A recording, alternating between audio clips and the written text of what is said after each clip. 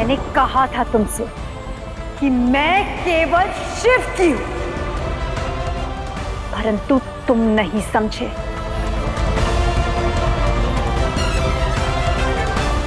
तुमने तो स्वयं वर्षों तक शिव का अपमान किया ही है, परंतु मुझे भी शिव का शत्रु बना दिया, पुत्री बनाकर मुझसे शिव का अपमान करवाया। मुझे शिव के विरुद्ध शस्त्र बनाकर मेरा उपयोग किया। देवी सती, आप समझने का प्रयत्न कीजिए। जो हुआ वो। मौन रहे नारायण।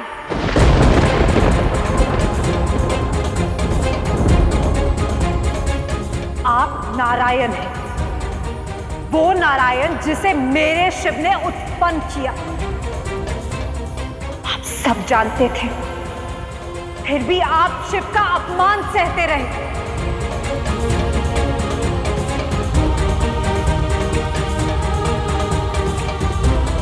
और आप ब्रह्मदेव, आपको शिव ने रचयिता बनाया, फिर भी आप दक्ष के इस यज्ञ षड्यंत्र के प्रतिभागी बने। आप सब इस यज्ञ में आए जिसका उद्देश्य शिव का अपमान था। मैं आप सबको कभी क्षमा नहीं करूंगी।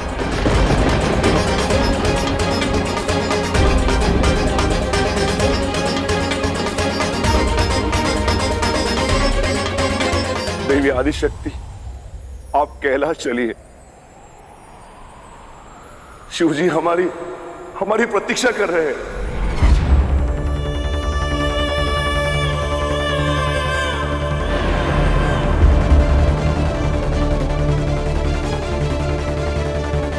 बिना निमंत्रण के जाना व्यक्ति को अपमान का भागी बनाता है। आप ये अपमान सह नहीं पाएंगी सती।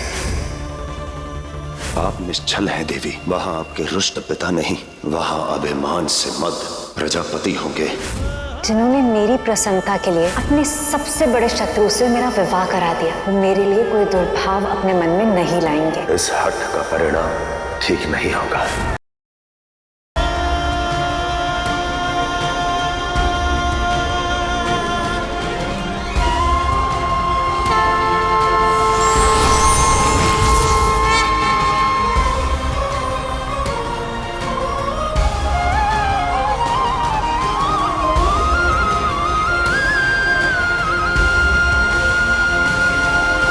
नहीं,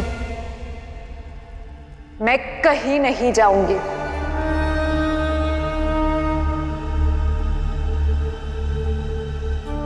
मेरे शिव ने मुझे रोका था, मैंने उनका कहा नहीं माना। पिता के प्रेम में यहां चली आई, वो पिता जिसके मन में प्रेम के नाम पर केवल पाखंड था, वो पिता जो वर्षों से मेरे शिव के विरुद्ध षड्यंत्र रचता रहा।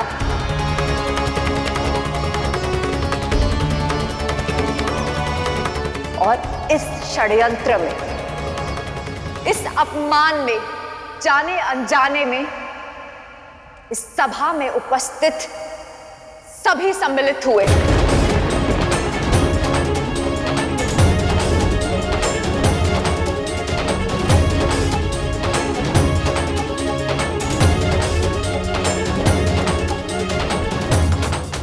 नारायण, ब्रह्मदेव, नारद और सभी देवी देवता, आप सब ने मुझे शक्ति से सती बनाया, परंतु अब मुझ में सती का कोई भी अंश शेष नहीं है। और दक्ष के षड्यंत्र के बाद मैं उसकी पुत्री भी नहीं रही।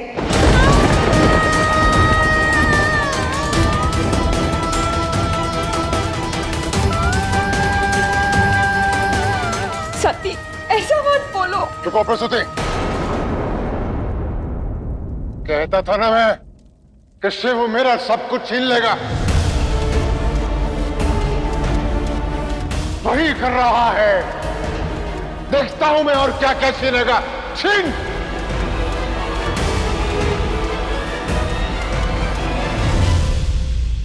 माता क्रोधित मत होइए, विनती है आपसे, कैलाश लौट चलिए। नहीं नंदी,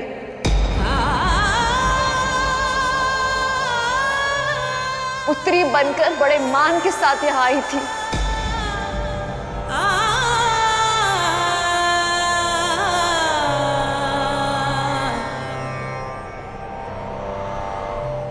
अब तो शिव के पास पत्नी बनकर भी नहीं जा सकती। अब तो शिव के पास पत्नी बनकर भी नहीं जा सकती।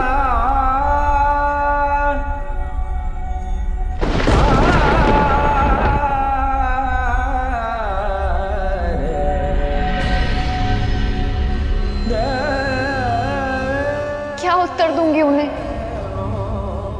कि मैं आदि शक्ति होकर भी उन्हें नहीं पहचान पाई जो केवल मेरे हैं। शक्ति से केवल आसक्ति बनकर रह गई।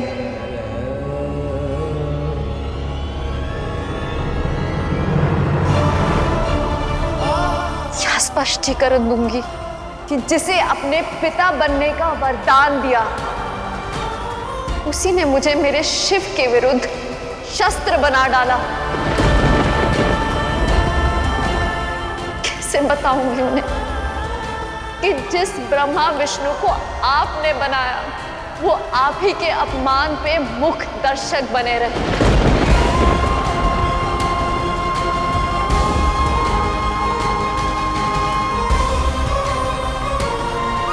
अब इस सती के जीवन का उद्देश्य ही क्या है? अब ये सती जीकर भी क्या करेगी?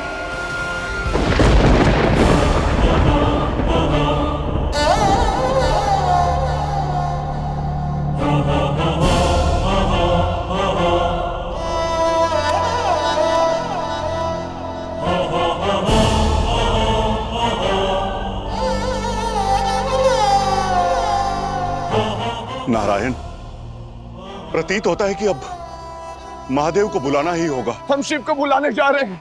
नहीं, अब इस सभा से कोई नहीं जाएगा।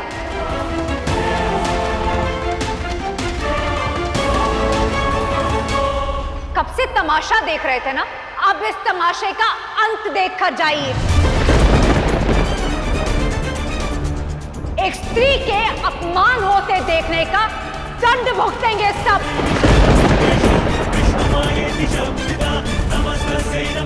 अपने विवेक को कुचलकर, कभी भक्ति, कभी बंधन, कभी आदेश और कभी संबंधों के पाश में बंधे रहे सब।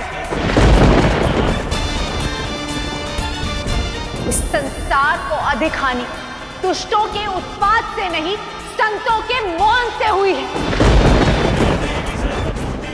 अब इस षड्यंत्र गाथा का अंतिम भाग देखते जाइए।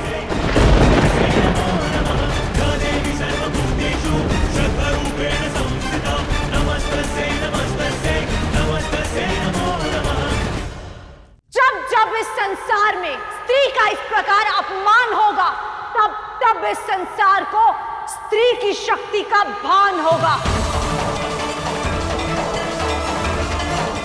अब ये सती आप सबके समक्ष आत्मदाह करेगी, आत्मदाह करेगी, आत्मदाह करेगी।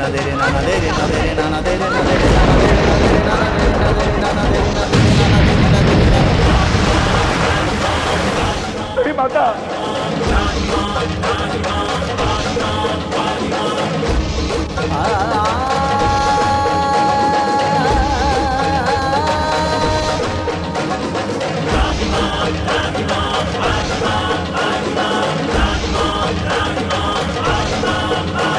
और आप सब इस अंत के साक्षी बनेंगे, ताकि ये संसार स्मरण रखे कि एक स्त्री के कोमल और निश्चल मन के साथ इतना खिलवाड़ भी नहीं करना चाहिए कि उसके पास जल के राख होने के सिवा कोई विकल्प ना बचे।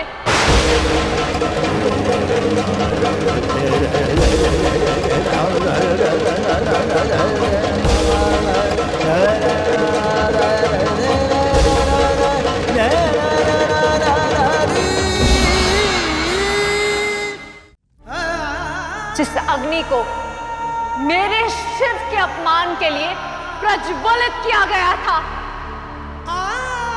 उसी अग्नि में मैं स्वयं को भस्म विभूत कर स्वाहा कर दूंगी।